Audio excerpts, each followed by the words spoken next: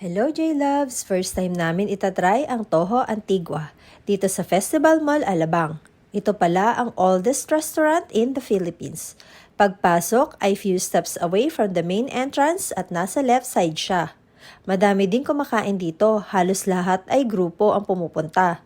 Nag-crave kami ng Chinese food kaya dito kami pumunta. Ito nga ang aming in-order. Kikiam, whole fried chicken, chop suey, spinach soup with chicken, sweet and sour pork, masarap na lomi, at di mawawala ang yang chow fried rice. Tingin pa lang ay matatakam ka na.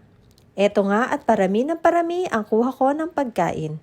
Ito pala ay pang-anim sa oldest restaurant sa buong Asia. Kung nagustuhan niyo po ang aking content ay paki-like, comment, and share. At kung di pa po kayo naka-follow, ay paki-follow na po ang aking page for more relevant, delicious, and amazing content. Thank you for watching!